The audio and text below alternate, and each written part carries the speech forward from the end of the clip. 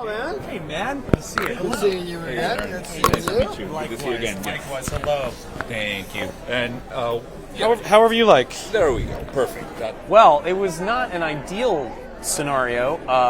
We were doing the Today Show, which, of course, the Today Show is a great honor to do that, but let's just say we couldn't be in our PJs at home with a cup of coffee. It was much more, shall we say, frenetic, because we had to do a live television performance within minutes.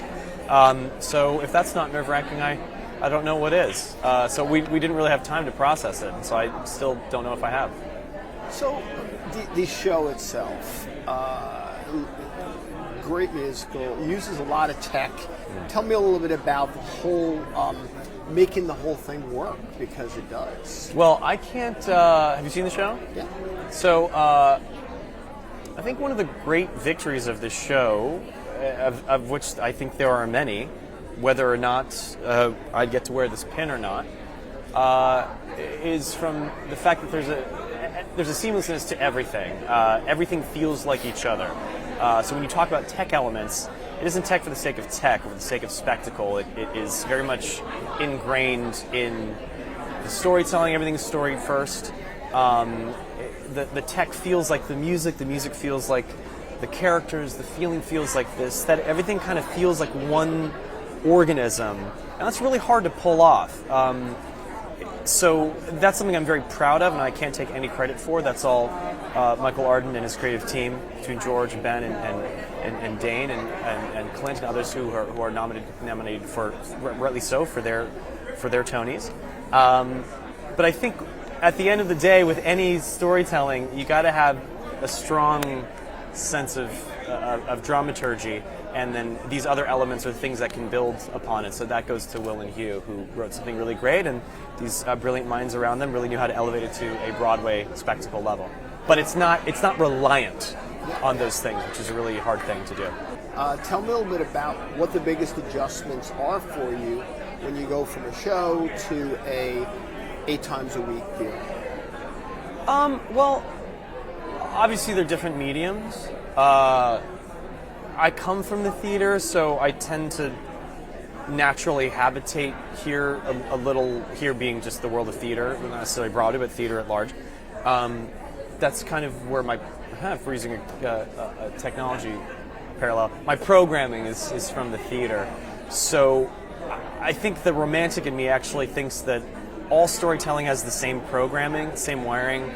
As a musician, I'm acting. As an actor, I'm playing music. If I'm in a theater, the audience is the camera. If I'm in front of the camera, that camera is the theater. So they're just different venues. But I think the meat and potatoes of what you were trying to accomplish is, as far as trying to take an abstract concept and idea or theme, and you are the vessel by which to carry this into some sort of concrete experience for an audience. And that doesn't always use the same dialect, but the communication is always the same goal. Maybe that might be too highfalutin of an answer. But obviously, the biggest difference is you're there with them in person, which is where I thrive. I prefer that. Not that one is better or worse, that's just something that I happen to rise to the occasion of. I like human beings a lot, and so I like getting to do things with them in real people in person, like we are right now. So that's probably the biggest difference, is getting this sort of immediate sort of communication between an audience. All right, congratulations. Thank first you. of all, funny Tonys this time around, because the nominations this is usually a day or two after the nominations. This year was last week. Right, yeah. So what do you remember about hearing the news? I will never forget hearing the news that I was nominated for a Tony. I get nervous about things like this, and so I was not watching. My husband was in our bedroom, and we'd already taken our kids to school that morning, and I was cleaning up my daughter's room, and I heard him shouting in the other room, "You did it! It happened! You're nominated!" And he came running in, and I just was worried he was going to hurt himself. He was running down the hall. He was so sweet, but Yeah, so that's how I heard. So the love that the show has got, Yeah. you know, the laughs and all of that. But tell me, when did you realize that you had something that was going to reach the audience that it did? You know, I don't know. I don't know if I really think it was the first night in our out-of-town tryout in Chicago that it really kind of hit me. Oh, the audience is on our side. Like, not only it's difficult with doing something that's based on pre-existing IP. You never know if people are coming in going, what are they going to do? Or what are they going to do? You know, and it turned out to be this one. You know, people were really, it seemed like from the beginning, people were really excited to see what we were going to do, and they went with us on that journey. Yeah, because it's not, you don't really see a lot of great musicals that are really funny anymore. You know, yeah, it's really difficult to make things that are funny. Like, it's really, really hard. And especially to make a good comedy, it has to look like it's effortless.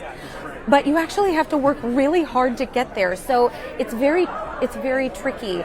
And I really credit our producers, our creative team, all of the writers. I mean, they put together something really magical, and our producers trusted everyone and really, really made this soar. Did it help, like, you know, Marco is a TV writer by trade. Yeah. First time writing for the stage. Does it help when somebody has a lot of experience with writing for, say, television, to actually take an adaptation and make it work on the stage? I think so. I think so much of what makes this story and this adaptation of the story work is what Marco did with this script, and I think he has written for the stage before. I think I could be wrong, but I think he has. So this isn't like his first venture. So he's familiar with it, and he knows how to adapt from medium to medium, if that makes any sense. It does. I mean, but I think his expertise in sitcom, that's what made this really, really make sense. Playing off Jennifer, who is so funny all the time. Genius, yes. What was that like? Because the comedy between you two just works. Yeah, it's such a thrill to get to do this show with her every night, because she really is a comedic genius. And it could very easily be two performances just side by side, but from the beginning we made it very clear that we wanted this to be like a tennis match and not just two solo games going on side by side. So yeah, but that takes work. It does, yeah. So what was the bonding period like so that you could play off one another? Because there has to be a comfort level created. Oh, absolutely. I think it was just there from the beginning. Like, and we've always been very open and honest with each other about whatever's happening in our personal lives and what's happening with the show. So I think that really lends itself to what's happening on stage. Now, and last question, you know, you've done lots of stage and you've done some screen work. What's the adjustment going back and forth? The adjustment back and forth is really, it's a lifestyle change, really, more than anything. With theater, it seems like it's only like a nighttime job. It's all encompassing. I am monitoring my voice, my body, my energy levels all day long. And it's a constant juggling act. Whereas in TV and film, you know, it's long hours, but it's not as physically taxing. That is fine. Yeah. Perfect. Thank you so Thank much. you so much. Congratulations. Thank you first so of all. much. Thank you. How does this feel, first of all? Like, So many feelings. I'm elated. I'm gobsmacked because I literally did not expect this. So I think it was you that called me first. I was washing my hair. I'm like, and so it's an enormous treat to be among people I admire so much. I mean, the Broadway community is the best, and these are the best of the best right now, among the best of the best. And so, it's just humbling, and I feel humbled, I feel grateful. I miss my mom. Of all the people in my life, my mother was in my corner throughout. And I know of all those people in my life, she would have been the most happy and proud. I wish she could be here. So, having such a distinguished film career, okay, what's the biggest difference or challenge of being on stage? What's the elation like? What is that experience like that differs so much from film work, for example? You mean comparatively? Yes. Well, you are playing to the people in that room, to the last row, from the first row to the last row. So there's an immediacy to that. And each night before Patty and I went on stage, we did a little prayer, we did a little hug, and we went on. And we began that 100-minute journey from, and we were blessed to have a play that took us from one place to another. I mean, it wasn't static emotionally. It was a journey of a play. And movies are fun, but they don't ask you to do it all in one, and the people aren't there. So, on one level, it's the same truth you're trying to convey, reach, and convey. And on the other hand, the conveying part feels different because the people are there. And you are hearing their laughter, you are hearing the sounds, and you don't talk over it, and there are technical things that I need not go into, they're obvious, but it's that. But I think that the core thing of finding what the play's about and doing your best to reach those places and convey them, that doesn't change. It's just a little bit of a different kind of conveyance. When you first read the play, what was it that struck you? I mean, obviously the playwright is a pretty good playwright, I'm going to say that. Yeah. But what was it that struck you that made you really want this role? Well, Jack O'Brien, great director, sent it to me, and I thought, this is fun, this is funny. And then when it was Patti LuPone, we talked it over. We've been friends for 30 years, and we read it together, and we thought it would be fun to do. We didn't know that it went so deep. It was only in the doing of it. We only had 3 weeks rehearsal. That's how it is now. Forget the olden days of out-of-town tryouts and all of that stuff. 3 weeks rehearsal, do it. We could have used more, because I think what we did when we opened, it was substantially deeper by the time we closed. We discovered more. And it was in that discovery process of being alive within a very beautifully written play by Jen Silverman that we could immerse ourselves and discover. And then lastly, you mentioned, your mom, which was sad, but the family, the children, Ronan, for example. How important was having them there? Well, actually, Ronan particularly said, do it. You have to do it. This is a good play. It's a great part. It's really funny. I think you should do it. And he's my biggest supporter, frankly. So I really didn't have throughout my life, and all my kids came, and they saw the play. Sometimes several. I mean, Ronan went, 4 times, something like that. Brought all his friends. It's wonderful to have your kids supporting you and being proud of you.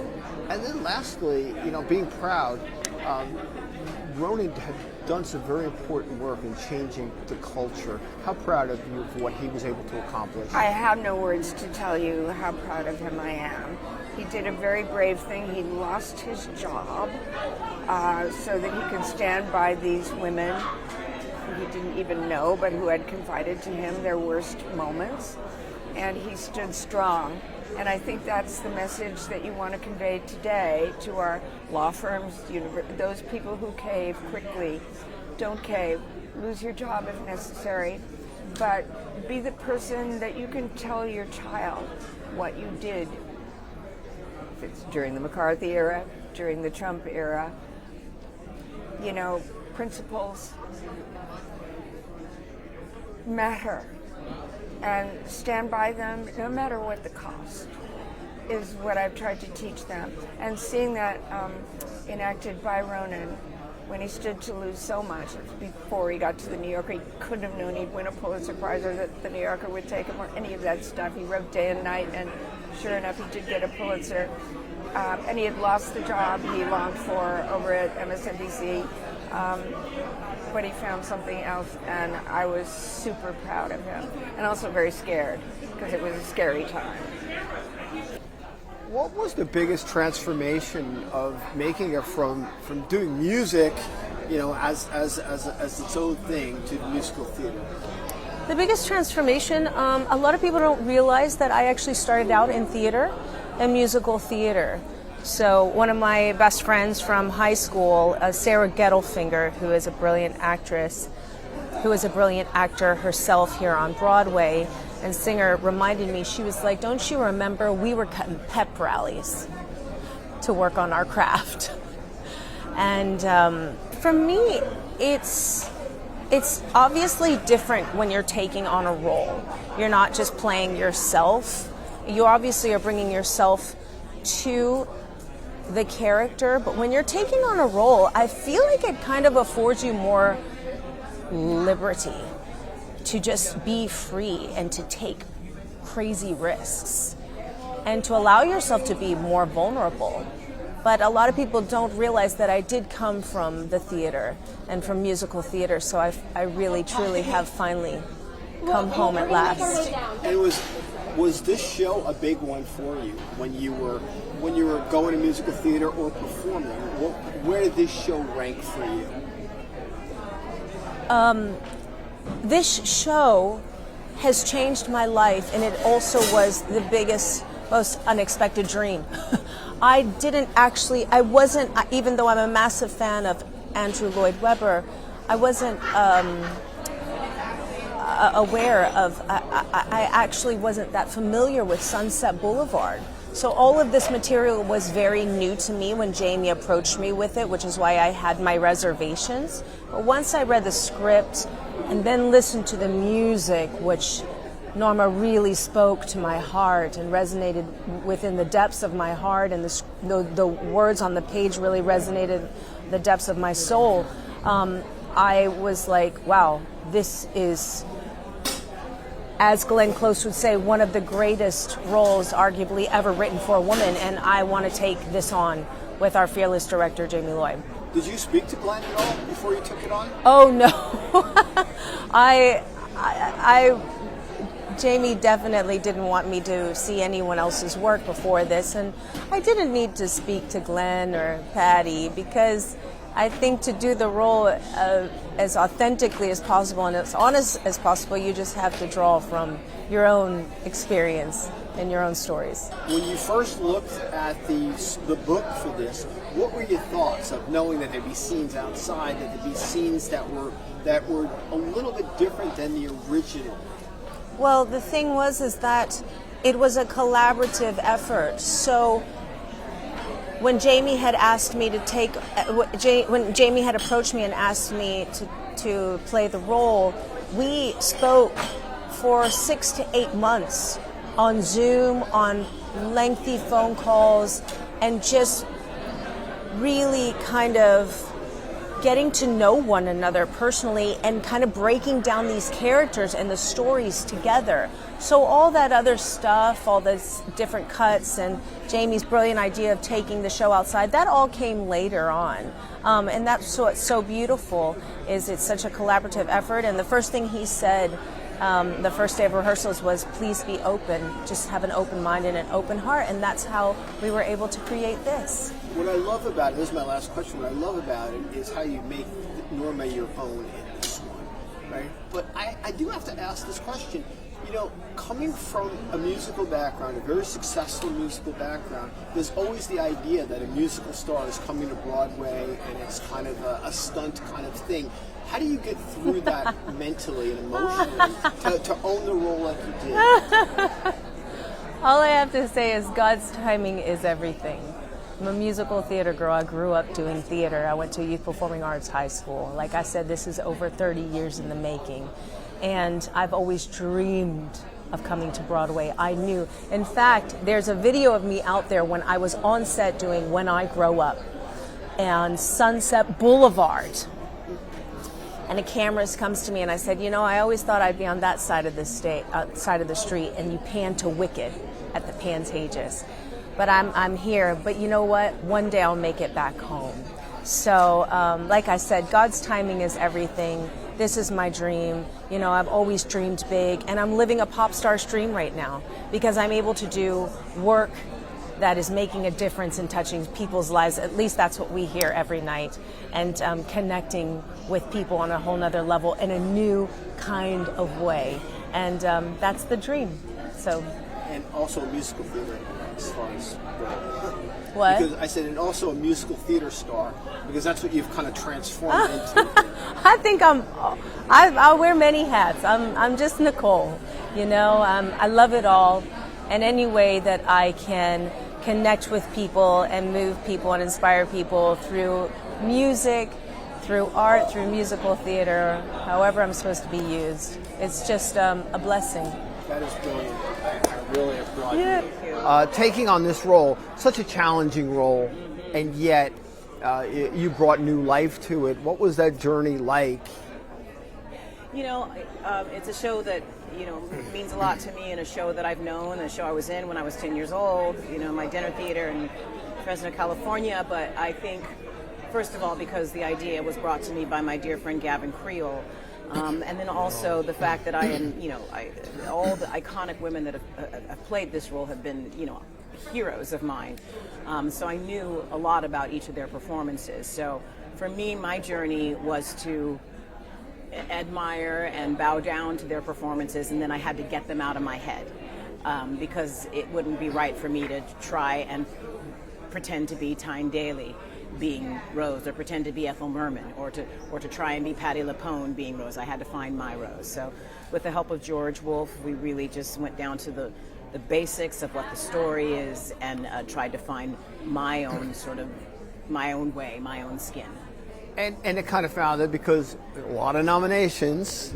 You know, how does it feel that so many of the people that worked on the show with you, including Danny, have gotten a nomination? I'm so happy for everybody. You know, it's not why we do it, ever, why we do it. We do it because we love theater. You know, you really have to love theater to be in theater, because it's a hard business. But, you know, it's so nice to be recognized by your peers in this way, and I'm so proud of the work that we're doing, and I'm proud in some ways that we're bringing it to a new generation. We have a lot of people in the audience where you hear gasps at certain moments in the show, which tells me that they don't know the story. So we're bringing the story to a whole new generation, and I love that as well. Now, there have been other revivals. How does this sit? Like, do you see yourself as just extending the life of Gypsy with this revival, or in a sense trying to reinvent it a little bit? Well, no, I mean, I don't think we've reinvented it. I think we have embodied it, you know, through the eyes and through the lens of a black woman. And I think what that says about Gypsy is the piece in itself is so perfect that it's unbreakable, and it can take many different interpretations. So what I am excited to see now is, you know, people of other nationalities and whatnot start to take on this role as well. And I'm thrilled to have been the first black woman to play the role on Broadway. Yeah, and last question. And you know, like obviously this is powerful performance, and it's been nominated. Nomination is not the most important thing, as you say, but I'd be remiss not to say that you have quite a collection of Tonys. Is that something that's on your mind? No, I'm detached from all of that. I can't do anything about that. I can only do my work. I can't vote for myself. I can't nominate myself. I can't do anything but do my work. So what I've learned over the years is to just sort of detach from all of that and enjoy the camaraderie of being with all of our fellow nominees and friends and just being a part of this theatrical community and celebrating theater as we know it. Getting a Tony nomination, how does that feel? Oh, I'm knocked out. I am gobsmacked. I can't believe this is happening. It's just unreal, really. I mean, you say Mamet is tough, but, you know,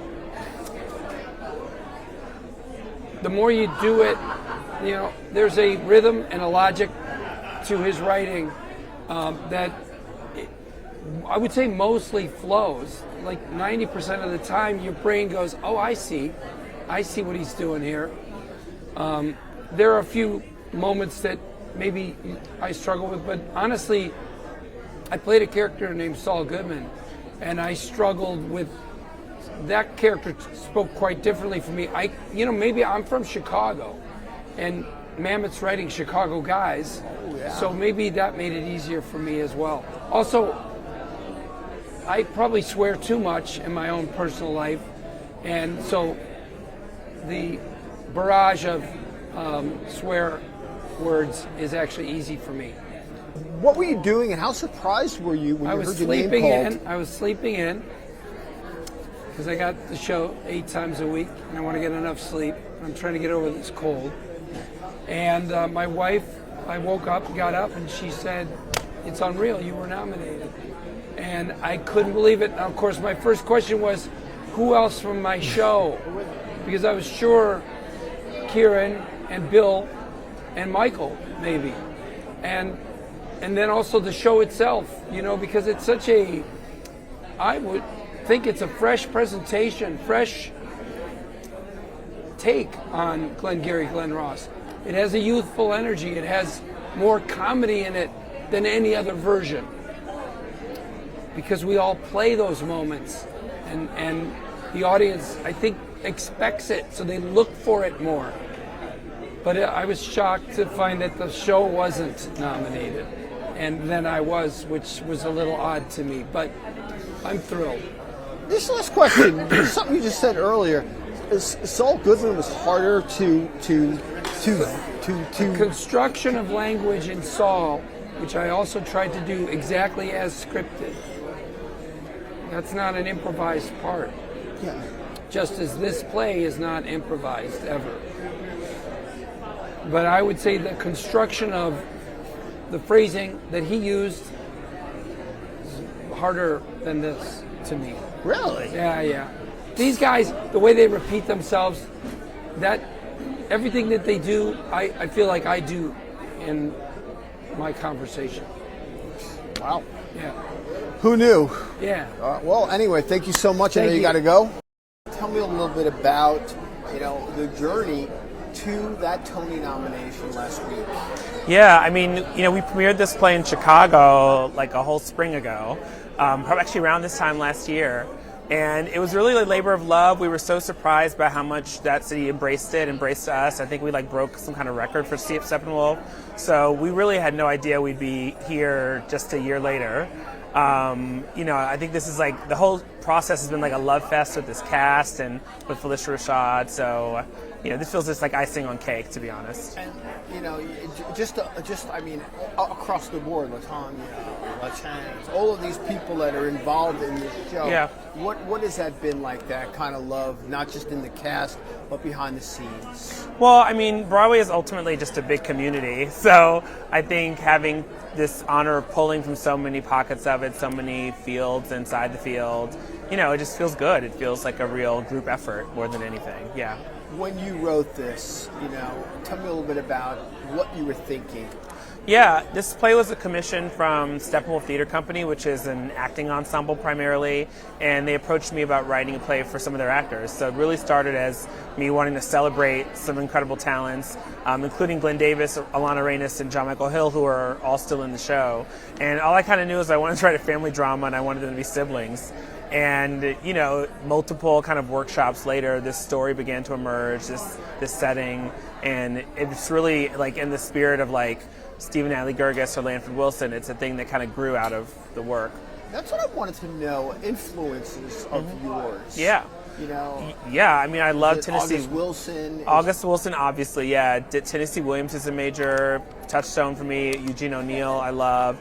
Sam Shepard, late Sam Shepard, was an early kind of mind-blowing encounter. And, of course, I think the greatest living writer is Carol Churchill, who's British. And so, yeah, I mean, I feel like I'm constantly feeling like I want to be in conversation with all these greats. But Lanford Wilson was a recent discovery and kind of obsession, and I think his sort of methods were really influential in my working this time around.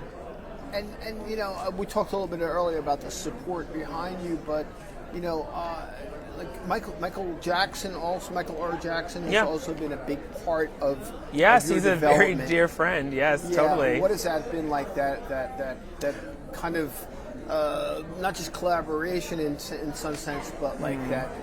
Was it a mentorship? What would you call it? Quite the opposite, actually. I sort of feel like Michael sort of sought me out early on, and I saw very early workshops of A Strange Loop. And when I met him, I was like, I feel like we're cousins. Something's happening here. And we, I felt like I was one of the early adopters, constantly trying to, get people to see that show, get it out there. And he feels like a colleague. He feels like an equal. He feels like a friend. He's part of my social fabric, along with other artists. I feel like we're kind of coming up together in some funny way. So it was an intense amount of work. Yes, very. And now here you are, a Tony nominee for it. I can't. Every day it's like, wait, what? Every night that I'm on that stage with these lines coming out of my mouth, I am overwhelmed with gratitude because it's an unbelievable journey for me. I was in LA, having a moment, and I get a call, and now it's this. And I'm like, really? From that? I'm still pinching myself to believe that this is really happening, but I know it's happening, and I am, like I said, I'm grateful for every moment because it is a worthwhile experience. What is it that the stage brings out in you? Because you've done a lot of stage work. I've seen a lot of great stuff that you have done. What is it that like those 8 shows a week in front of a live audience brings out the life in you? It's a visceral nature of tactile working. That thing that you can touch, this flesh, that you get feedback from an audience that makes it feel as though you're engaging in a moment in life as you're breathing. It's something that's occurring as you're breathing. You're not filming it to come back and look at it. This moment will never come again. So it's an incredible engagement to know that this is a moment that you're sharing with someone that's going to happen, and then it's going to be gone. It's that. And then lastly, 8 shows a week. Grueling. What is the regimen physically and mentally that keeps you fit and sane? I walk a lot, and it's been helping me. Should be doing a lot more Pilates, but I haven't quite gotten into that groove here with the production. With the rehearsal period that we had. Grace. I live under a tremendous amount of grace from God that just allows me to keep going somehow, and I take vitamins. So that's pretty much it. There isn't a real regimen. I try to get enough sleep, which I don't, but I try to get enough sleep. The instrument itself, when you're on the stage, is so different. When you're doing a film or television, you can sleep in your trailer until they call you. Here, it's different. You're constantly on. So pretty much just try to get great sleep, and try to eat soup. Soup it is. Anyway, thank you so much. Thank you, John. Always Thank a you all pleasure. for having me. Since Aladdin, you've had this amazing career. Thank you. And all of this stuff. What was special about doing this particular one? This piece, all my projects are very special to me, but this piece was very personal to me. Genie was very personal because I'm such a Disney kid, and he was my favorite character, and I loved him. But Louis Armstrong was very personal to me for a couple of reasons. One, because I, as a African American black man, I am an entertainer. I am standing on his shoulders. Without him and the doors that he opened, I would not be here. So that's number one. Number two, this man changed music completely. Miles Davis said, there's nothing that horn players are playing now that Louis already didn't play. And his musicality is unmatched. I mean, the rhythms that we have and things that we do now, people don't even realize came from that era of music, and he was the lead guy doing it. And also, if we're going to do a musical, I want to do it right. And so I not only I never studied for anything more in my life than I have for this role, and I was on the creative team. I was one of the co-directors. So this meant so much to me, and I wanted to make sure that we got it right. And I think that's what made this one different from all the others. You know, Armstrong was able to integrate the audience, and yes. what a lot of people don't realize. Yeah. I learned this from Ken Burns. By the way. No, that's that. And what's funny is, I'm glad you mentioned that. That's where the idea came. I'm watching during the pandemic. You know, everybody's trying to figure out what to watch, and I said Ken Burns Jazz. I'm like, babe, we have time. We're not doing anything. Let's watch this. And the first 3 episodes have to do with Louis Armstrong. And I went, why isn't anybody doing a musical about this? So I had my team call up and sure if somebody was doing a musical, and I contacted them and I said, hey, what can I do to be a part of this? And that's how the journey started. And from that journey to see what Louis, who he was, we found the story about his 4 wives. And we got the best ladies to play them, from Darlicia Siri to Kim Exum to Dionne Figgins to Jenny Harney Fleming. These wonderful 4 amazing ladies were, if I'm, the lead, we had 4 female leads. And they were equally just incredible in every section of the show. And that was that moment where we found the hook. We're like, this is the hook into where we need to go. Yeah, it's such an amazing, such an amazing American icon. Not yes. just a musician, but an American icon. And a guy that ended up living in Queens, where I was from. Yeah. And he the funny thing about Louis is he was the first pop star. Like, before there was a pop star, before there was a name for it, Louis was that. And it meant so much to me to tell that story, because what happened was he went from pop star to what America wanted him to be, not who he truly was. America didn't want to talk about the black side. America didn't want to talk about the problem. They want, look, just smile. Just smile, Louis. Just smile. And he would say, my name is Louis. And they would go, gotcha, Louis. Just smile. He was more than a smile. He was one of the true pioneers of American culture. And we wanted to make sure that that was portrayed on stage. And every night I would watch 3 interviews of his to make sure I got the 3 different places in his younger years, in his middle-aged years, and in his later years. And I would watch that, and I would stay in that voice the whole time. I had to do it to make it right. That's the thing. As we start to wrap this up, one of the things I'm curious of, are you? And I don't know if this happens in the stage realm, but are you a method guy? Were you Louis Armstrong? I wasn't Louis Armstrong the whole time, but I will say I found myself falling into his voice more often than not. So if I'm backstage and I come off stage and they're taking off, going to a new costume, I'm still talking like Louis. I'm like, look, can you put my shoes on this way? I would stay just because it was there. And my dresser would tease me. She was like, do you realize you stay in it? And I was like, she goes, you're not Louis, but you stay in the voice. You stay in the style of it. And I was like, I feel like I have to get me back to going. One of the things you said about what America wanted, which is interesting, because we think of some of the, like, Hello Dolly, or some of the other stuff, but songs like Black and Blue, Right. which are very, like, when you look at, listen, I don't know how familiar, but when you Oh, listen yeah. to Black and Blue, Oh, yeah. he's talking Oh yeah. about. Oh yeah. And the fun part is, that song works on two levels. Because if you watch Lewis sing it, Lewis is smiling in certain places, but then when he plays the trumpet, smiles, laughs, and then when he goes into the lyrics, he changes. And if you're smart, if you're savvy, you can see that he's actually doing this cool, like, smile through your tears moment.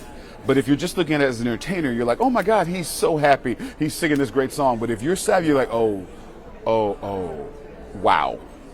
And a lot of his songs, he says, we play the blues.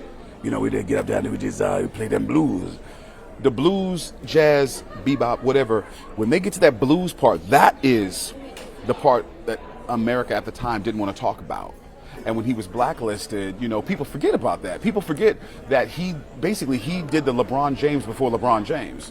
When Laura Ingraham told LeBron to shut up and dribble, somebody did that to Lewis years before and said, Louis Armstrong should just shut up and play. He did that before. So, it's just an interesting moment that we kind of forget what happens in history. And we definitely wanted to go, no. We're not living anything new. We've been here before. So let's try to fix it now. And that's one of the things our show wanted to talk about. And that's brilliant, man. Thank you, It man. is great stuff. Anyway, Oh, please. Thank you so much for Oh, real please. quick.